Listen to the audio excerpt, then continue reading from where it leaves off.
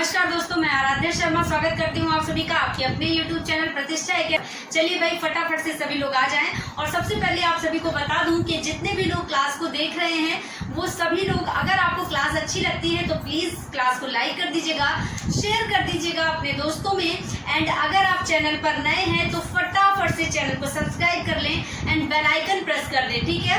आगे भी अगर आप क्लास से चैनल से जुड़े रहना चाहते हैं, हमारे साथ जुड़े रहना चाहते हैं तो चैनल को फटाफट से सब्सक्राइब करके बेल आइकन जरूर से जरूर टच करें, तभी आपको आगे की क्लासेस का नोटिफिकेशन पहुंचेगा, ठीक है। चलिए तो शुरू करते हैं आज का टॉपिक। देखिए आज का जो हमारा टॉपिक है ये है राज्यसभा। आज हम राज्यसभा को पढ़ेंगे, तो देख लीजिए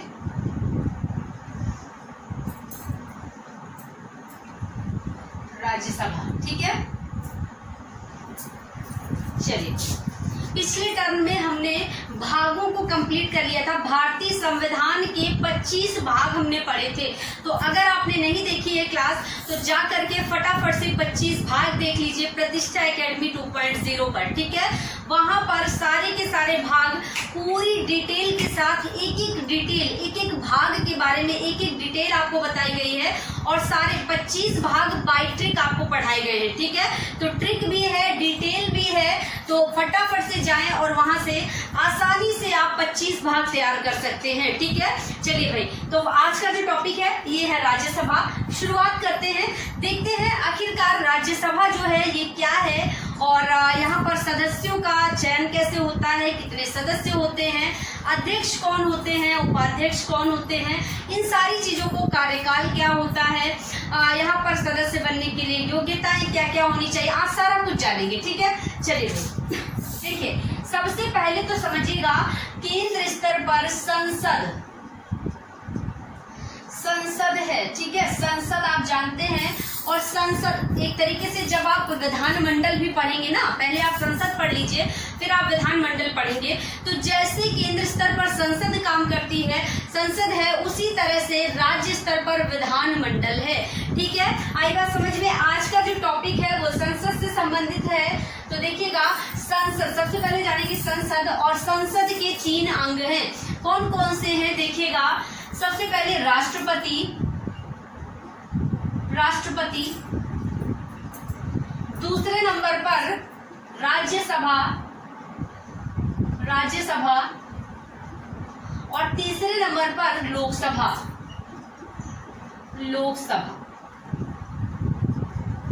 ठीक है, तो ये 3 संसद के अंग हैं, अंग अगर पूछे जाएं, ठीक है। अगर आपसे पूछा जाए कि संसद के सदन कितने हैं तो 2 बताएंगे, क्योंकि संसद द्विसदनात्मक है, ना कि 3, क्योंकि यहाँ पर मैंने 3 लिख दिए, तो शायद आप सोचे अगर आपसे पूछा जाए संसद कितने सदनात्मक है तो आप बता दें 3, ऐसा कुछ नहीं है। अंग अगर पूछे जाए तो 3 है, देखिए राष्ट्रपति, राज्यसभा और लोकसभा, ठीक है। ये 3 अंग है, लेकिन अगर सदन पूछे जाए तो 2 है, संसद द्विसदनात्मक है। आई बात समझ में। कौन कौन से सदन है। राज्यसभा एक सदन है, दूसरा सदन लोकसभा है, ठीक है। राष्ट्रपति को अभी हम रोक देंगे, अभी हम नहीं पढ़ेंगे, ठीक है, क्योंकि राष्ट्रपति को हम तब पढ़ेंगे जब हम एक सीरीज पढ़ेंगे, राष्ट्रपति, प्रधानमंत्री, सर्वोच्च न्यायालय के मुख्य न्यायाधीश, चुनाव आयुक्त, कैग, सारी चीजों के बारे में जब एक सीरीज पढ़ेंगे ना तब पढ़ेंगे। अभी हमारा जो टॉपिक है वो राज्यसभा है, इसके बाद हम लोकसभा को पढ़ेंगे, ठीक है। चलिए, तो राज्यसभा, देखिए संसद का अंग है राज्यसभा। अब राज्यसभा के बारे में पढ़ना है, इसको हटा देते हैं।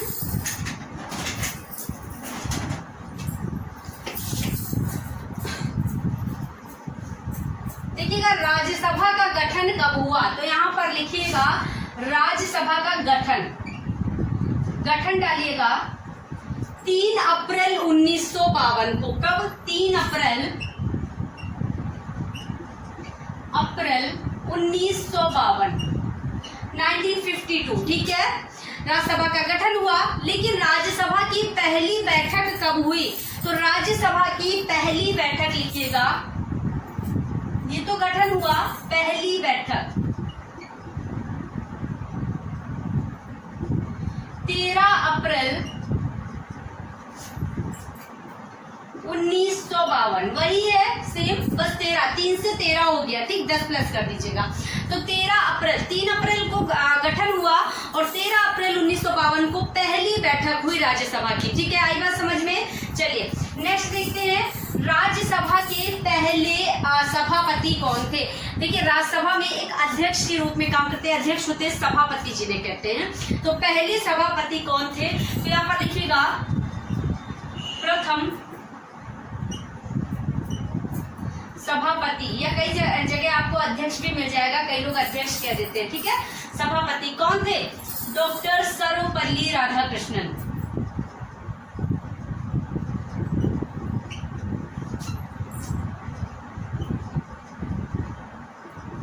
ट्रिक बता दूंगी, आराम से याद हो जाएगा, ठीक है। डॉक्टर सर्वपल्ली राधाकृष्णन जो है ये राज्यसभा के प्रथम अध्यक्ष थे, ठीक है। ये तो प्रथम सभापति हैं पहले। अब उप सभापति मतलब उपाध्यक्ष कौन थे, तो यहाँ पर लिखेगा उप सभापति।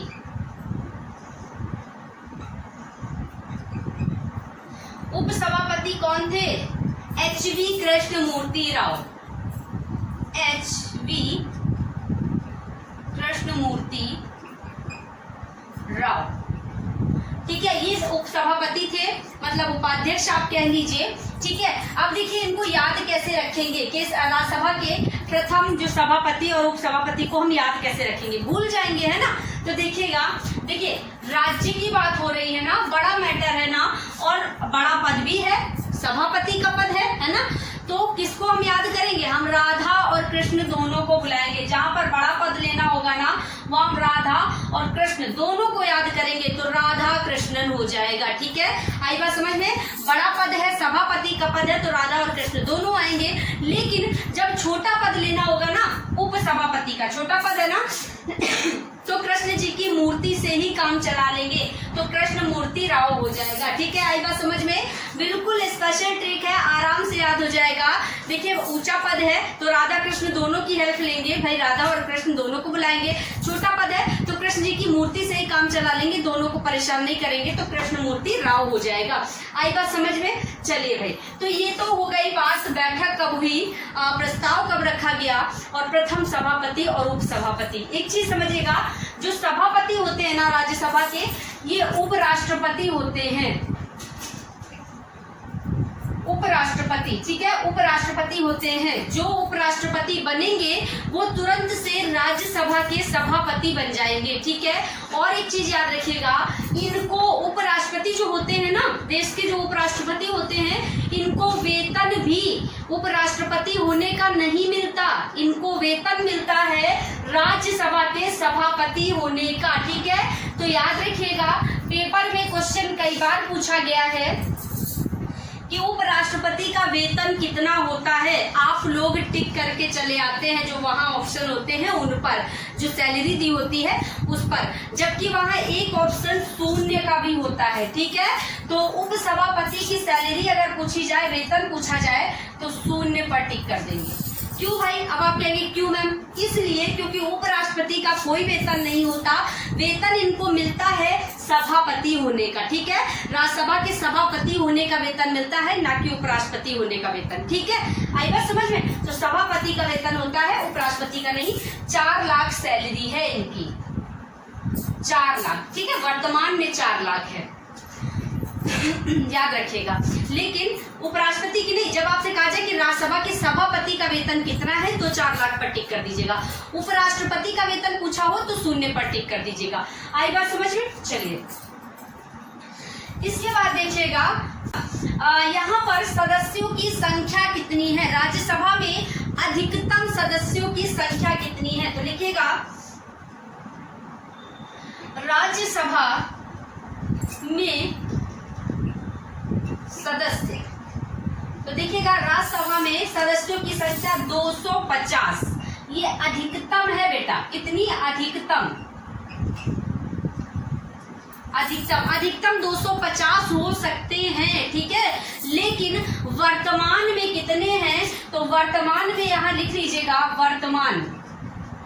वर्तमान में बेटा यहाँ 245 ही है, ठीक है, 245 याद रखिएगा, वर्तमान में 245 है। अब ये 245 क्यों है? देखिए ये 250 वाला जो आंकड़ा अधिकतम रखा गया है ना, ये कैसे रखा गया है? ये रखा गया है 238 जो सदस्य हैं ये राज्यों और केंद्र शासित प्रदेशों से, यहाँ लिख लीजिए राज्य और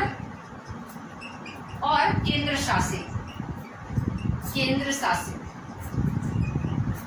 ठीक है। तो ये वाले जो 238 रखे गए हैं, 250 का आंकड़ा बता रही हूँ, 250 जो अधिकतम संख्या है ना, यहाँ राज्यों और केंद्र शासित से 238 एंड 12 प्लस 12 जो है ये नॉमिनेटेड, मतलब कि ये राष्ट्रपति के द्वारा मनोनीत किए जाएंगे, नॉमिनेटेड है, ठीक है।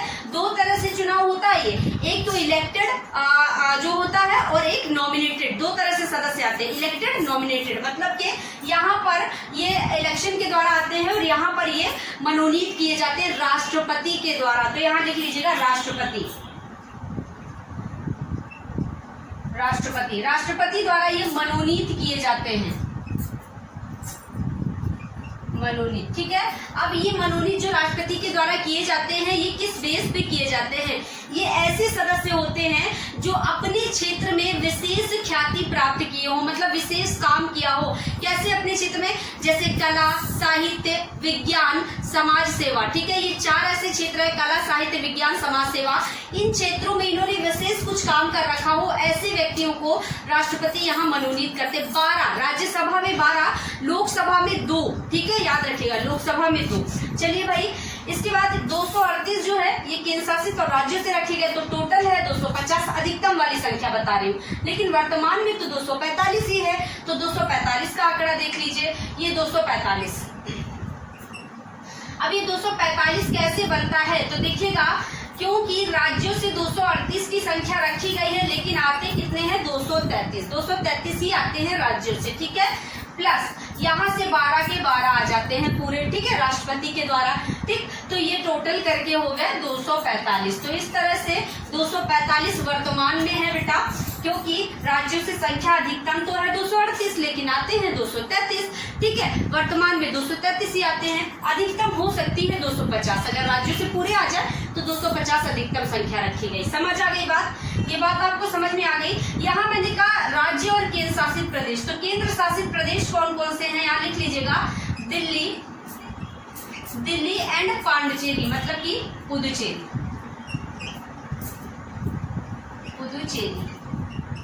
दिल्ली, पुदुचेरी, ठीक है। ये दो जो केंद्र शासित है ये भी यहाँ पर ऐड होते हैं, ठीक है। आपसे पूछा जाए कि क्या राज्यसभा में केंद्र शासित की सीटें हैं? बिल्कुल है, दिल्ली और पुदुचेरी की, ठीक है। तो बेटा यहाँ पर अब जम्मू कश्मीर भी ऐड हो गया है, जम्मू कश्मीर इसलिए ऐड हो गया है जम्मू कश्मीर क्योंकि यहाँ भी राज्यसभा की सीटें हैं और अब जम्मू कश्मीर केंद्र शासित बन गया है। पहले जम्मू कश्मीर राज्य था, अब केंद्र शासित बन गया, ठीक है। चाहे तो स्क्रीनशॉट ले लीजिए, उसके बाद आगे बढ़ते हैं। चलिए, तो ये तो हो गई बात सदस्यों के कि किस तरह से सदस्यों का निर्वाचन होता है। अगर आपसे पूछा जाए पद्धति कौन सी होती है राज्यसभा में, सदस्यों का निर्वाचन जो है किस पद्धति के द्वारा होता है, तो अप्रत्यक्ष पद्धति। ये सदस्य है और यहीं पर लिख लीजिएगा अप्रत्यक्ष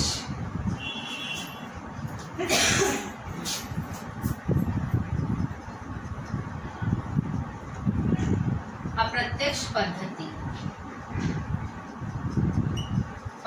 ठीक है। इस अप्रत्यक्ष पद्धति के द्वारा जो है सदस्यों का निर्वाचन होता है। समझ गए? चलिए नेक्स्ट आगे बढ़ते हैं। अब भाई यहाँ एक चीज याद रखिएगा, ये जो सदस्य है ना 250, ये जो राज्यों से सीटें राज्यसभा की निकल कर आती हैं, जो सदस्य आते हैं राज्यों से, राज्यसभा में सीटों का जो प्रावधान है ना, ये उस राज्य की जनसंख्या पर आधारित है। राज्यसभा की सीटें जो है यहाँ पर लिख लीजिएगा, राज्यसभा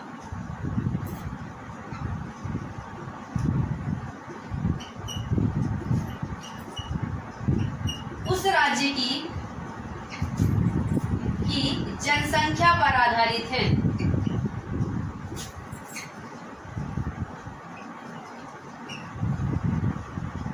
ठीक है, उस राज्य की जनसंख्या, मतलब जैसी जनसंख्या होगी उसी हिसाब से सीटें होंगी। जिस राज्य की ज्यादा जनसंख्या है वहां से ज्यादा सीटें। देखिए आज के टाइम की नहीं, आप कह दें कि मैम आज के टाइम में तो ऐसा है कि कई सारे राज्यों में ज्यादा है जनसंख्या और कई सारों में कम है, लेकिन कम वाले में सीट ज्यादा है, ज्यादा वाले में कम। देखिए ये जो जनसंख्या का आंकड़ा है ना, ये आज के टाइम का नहीं है, ये आंकड़ा है 1971 का। कब का?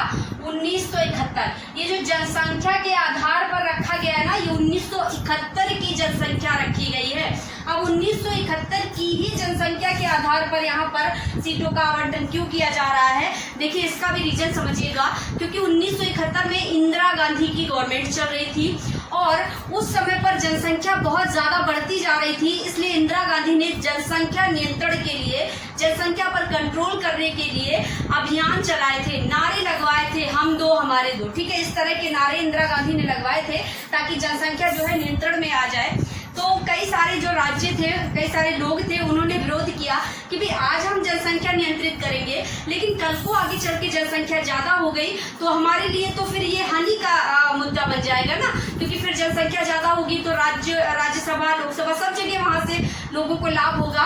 तो ये डिसाइड कर दिया गया उस समय इंदिरा गांधी की गवर्नमेंट में कि जब भी कोई काम होगा वो 1971 की जनगणना के हिसाब से, 1971 की जनसंख्या के आधार पर ही होगा, ठीक है। इसलिए जो सीटों का आवंटन किया जाता है ये 1971 की जनसंख्या के आधार पर, ना कि आज की, ठीक है। आ गई बात समझ में? ये बात समझ आ गई? चलिए नेक्स्ट देखते हैं, यहाँ पर योग्यताएं क्या क्या होनी चाहिए राज्यसभा में सदस्य बनने के लिए। योग्यताएं क्या क्या होनी चाहिए? योग्यताएं या इसी को अर्हताएं कह लीजिए, अर्हताएं। देखिए अर्हताएं अगर पेपर में लिखा हो ना तो कंफ्यूज होने की बिल्कुल भी जरूरत नहीं है। अर्हताएं का मतलब होता है योग्यताएं, ठीक है, ये संविधान का वर्ड है अर्हताएं, ठीक। चलिए देखिएगा, सबसे पहले तो 30 वर्ष आयु होनी चाहिए। कितनी? 30 वर्ष, ठीक है। 30 वर्ष आपकी न्यूनतम आयु होनी ही चाहिए, कम से कम 30 वर्ष के हो तो ही राज्यसभा के आप सदस्य बन सकते हैं। भारत के नागरिक होने चाहिए, नागरिक। नंबर 1 पर तो नागरिक का ही रहता है, नंबर 1 पर, नंबर 2 पर। नंबर 1 नागरिक, जब तक आप भारत के नागरिक नहीं होंगे भाई कैसे आप किसी भी चीज में ऐड हो जाएंगे, है ना। तो भारत के नागरिक होने चाहिए, 30 वर्ष आयु होनी चाहिए, लाभ के पद पर नहीं होना चाहिए, लाभ के पद पर नहीं, ठीक है। लाभ के पद का मतलब, देखिए लाभ का जो पद है ना, ये संविधान में कहीं भी बताया नहीं गया कि आखिरकार लाभ के पद से क्या मतलब है। संविधान में कहीं भी लाभ के पद को डिफाइन नहीं किया गया है, लेकिन इस लाभ के पद से सिर्फ इतना तात्पर्य लगाया गया है कि जो लाभ का पद है ना, आप सरकारी सर्विस पर नहीं होने चाहिए, गवर्नमेंट जॉब में आप नहीं होने चाहिए, ये लाभ के पद से जो है यहाँ पर तात्पर्य। मानसिक रूप से, शारीरिक रूप से स्वस्थ होने चाहिए, ये भी कंडीशन लगती है, ठीक है। तो ये कुछ योग्यताएं हैं जिनके आधार पर जो है आप राज्यसभा में सदस्य बन सकते हैं। राज्यसभा में जो सदस्य होते हैं ना, वो विधानसभाओं के द्वारा ही चुनकर आते हैं। किसके द्वारा? विधानसभा के द्वारा, ठीक है। चलिए एक चीज और जानिएगा, देखिएगा राज्यसभा में सदस्य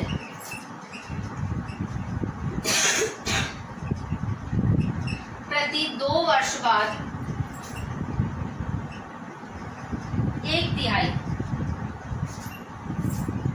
सदस्य सेवानिवृत्त होते रहते हैं, सेवानिवृत्त होते रहते हैं, ठीक है। प्रति 2 वर्ष बाद 1/3 सदस्य सेवानिवृत्त होते रहते हैं। देखिए आप ये नहीं समझ पाते कि आखिरकार राज्यसभा का चुनाव कब होता है। तो राज्यसभा का चुनाव जो है, जैसे लोकसभा का आप जानते हैं हर 5 वर्षों में होता है लोकसभा का चुनाव, लेकिन यहाँ पर आप जानिएगा कि राज्यसभा का कोई समझ ही नहीं पाता चुनाव हो कब गया। तो राज्यसभा का चुनाव प्रति 2 वर्ष में होता है। कब? 2 वर्ष में। अगर पूछा जाए तो राज्यसभा का चुनाव 2 वर्ष में होता है, ठीक। और प्रति 2 वर्ष में, हर 2 वर्ष में 1/3 सदस्य जो है वो सेवानिवृत्त होते रहते हैं, मतलब हटते रहते हैं। जैसे कि यहाँ पर एग्जाम्पल ले लीजिए, आप समझ नहीं पा रहे होंगे। जैसे 2000, एक बार चुनाव हुआ 2000 में, ठीक है। फिर 2002 ले लीजिए, फिर 2004 ले लीजिए, फिर 2006 ले लीजिए, फिर 2008 ले लीजिए, ठीक है। चलिए हो गया ये। अब देखिए जो यहाँ पर आए ना, ये यहाँ पर जितने लोग हैं इनका कार्यकाल कहाँ पर जाके पूरा होगा, 2, 2, 4, 2, 6 यहाँ पर जाकर पूरा होगा, ठीक है। तो हर 2-2 वर्ष में चुनाव हो रहा है, तो यहाँ पर जब इनका कार्यकाल पूरा होगा तो ये हट जाएंगे, ठीक है। 2-2 वर्ष में हो रहा, इनसे पहले जो है ना, इनसे पहले जो है वो यहाँ पर हट जाएंगे, हर 2 वर्ष में चुनाव होगा तो ये वाले यहाँ हट जाएंगे, यहाँ नए आ जाएंगे, ठीक है। जो यहाँ पर आए हैं ये यहाँ जाकर के हट जाएंगे, यहाँ पर नए आ जाएंगे, यहाँ पर नए आ जाएंगे, ठीक है। अब जो ये वाले यहाँ पर रहेंगे ये आगे जाकर के, जो यहाँ पर है वो आगे जाकर के, तो ऐसे प्रति 2 वर्ष में चुनाव होते हैं और 1/3 सदस्य जो है सेवानिवृत्त होते रहते हैं। आई बात समझ में? चलिए भाई अब देखिएगा कार्यकाल इन सदस्यों का कितना होता है। भाई ये जो सदस्य हैं 2 वर्ष में इनका चुनाव होता है, लेकिन कार्यकाल कितने वर्षों का होता है, तो कार्यकाल यहाँ पर लिखिएगा, कार्यकाल बेटा 6 वर्षों का होता है, 6 वर्ष, ठीक है। कार्यकाल 6 वर्ष का होता है। उससे पहले अगर कोई अपना त्याग पत्र देना चाहे तो दे सकता है, कोई बाउंडेशन नहीं है, 6 वर्षों का कार्यकाल होता है, ठीक है। आई बात समझ में? चलिए भाई एक चीज और याद रखिएगा आप, राज्यसभा को धन विधेयक जो होता है ना, इस पर राज्यसभा को केवल सिफारिशें करने का अधिकार है, लेकिन लोकसभा इसे मानने के लिए बाध्य नहीं है। याद रखिएगा, इसे लिख लीजिए, धन विधेयक।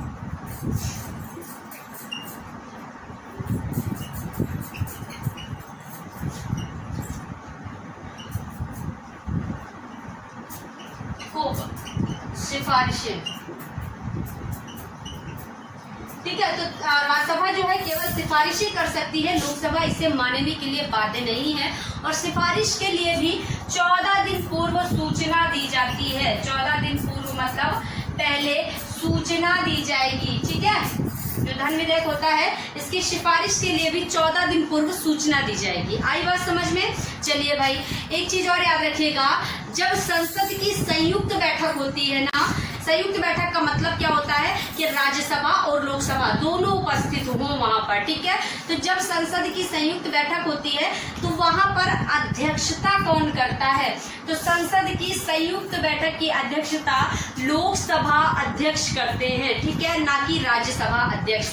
देखिए राज्यसभा है उच्च सदन, बड़ा सदन है, लेकिन यहाँ पर अध्यक्षता जो है लोकसभा अध्यक्ष करेंगे, क्योंकि अधिकार ज्यादा लोकसभा के पास है, ठीक है। तो राज्यसभा उच्च सदन है, लेकिन अधिकार ज्यादा किसके पास है, लोकसभा के पास, ठीक है। यहाँ पर लिख लीजिएगा, जहां मैंने राज्यसभा लिखा है ना, यही लिख लीजिएगा उच्च सदन, उच्च सदन, स्थायी सदन, ठीक है। उच्च सदन, स्थायी सदन, राज्यसभा जो है ये उच्च सदन है और स्थायी सदन है। आई बात समझ में? राज्यसभा स्थायी सदन क्यों है, क्योंकि ये कभी भी भंग नहीं की जा सकती, राज्यसभा कभी भंग नहीं की जा सकती, लिखिएगा कभी भंग नहीं होती, ठीक है, कभी भंग नहीं होती। ओके, राज्यसभा की बैठक कौन बुलाता है, राष्ट्रपति बुलाते हैं। तो राज्यसभा की बैठक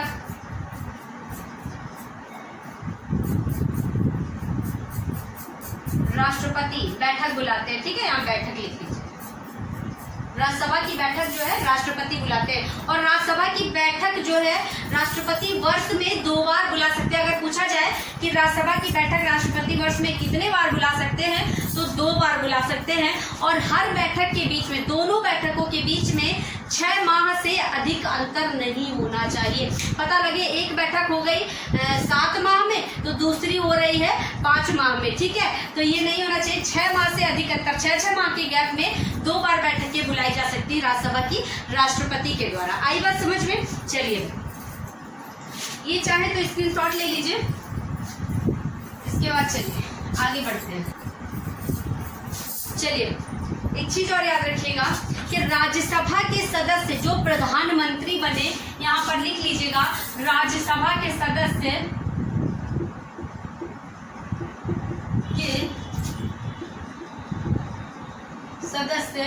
जो प्रधानमंत्री बने,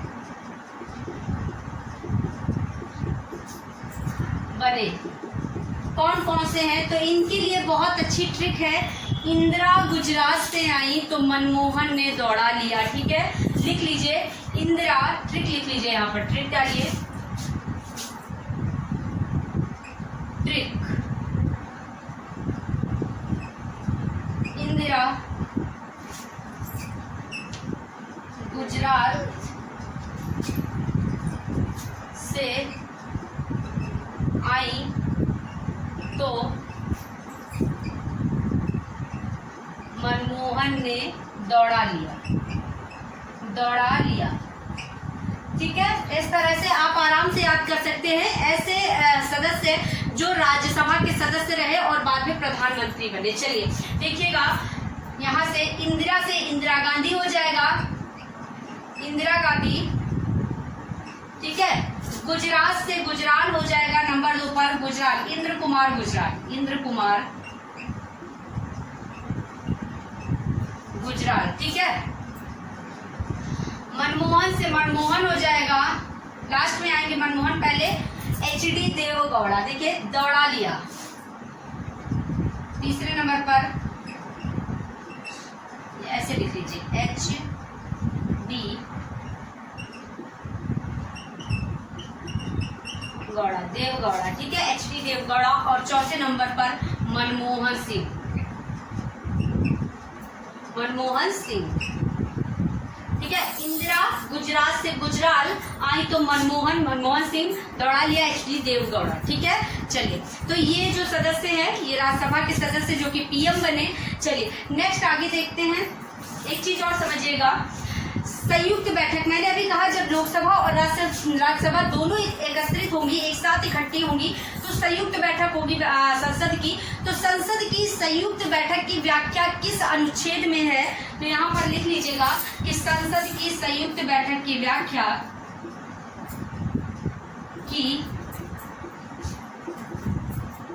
संयुक्त बैठक की व्याख्या अनुच्छेद 108, अनुच्छेद 108 में है। ठीक है, आई बात समझ में? अनुच्छेद 108 में है। ठीक, समझ गया? चलिए भाई, इसके बाद देखिएगा वर्तमान में राज्यसभा अध्यक्ष कौन है? तो आप सभी जानते होंगे क्योंकि उपराष्ट्रपति होते हैं, है ना। तो यहाँ पर वर्तमान में राज्यसभा अध्यक्ष, वर्तमान राज्यसभा अध्यक्ष कौन है? एम वेंकैया नायडू। तो चलिए लिख लीजिए एम वेंकैया नायडू। ठीक है, एम वेंकैया नायडू हैं। अगर पूछा जाए कि वर्तमान में राज्यसभा के उपाध्यक्ष कौन है, तो देखिएगा वर्तमान में राज्यसभा के उपाध्यक्ष, उपाध्यक्ष मतलब कि सभापति, अध्यक्ष मतलब सभापति, है ना। तो ये हैं हरिवंश नारायण सिंह, हरिवंश नारायण सिंह। ठीक है, हरिवंश नारायण सिंह। ठीक है, चलिए तो ये तो आज का राज्यसभा का टॉपिक कंप्लीट होता है। स्क्रीनशॉट चाहे तो ले लीजिए। राज्यसभा का टॉपिक यहीं पर कंप्लीट होता है। उम्मीद करते हैं आप सभी को पसंद आया होगा। अगर क्लास समझ में आई है तो फिर से कह दूं कि क्लास को लाइक कर दीजिए, शेयर कर दीजिए एंड चैनल को सब्सक्राइब करना बिल्कुल भी ना भूले। अगर नए हैं तो 2 बार चैनल को सब्सक्राइब नहीं करना है। ठीक है, आई बात समझ में? चलिए तो चलते हैं, कल फिर मिलेंगे अगली क्लास में। तब तक के लिए सभी को टाटा, बाय बाय, नमस्कार।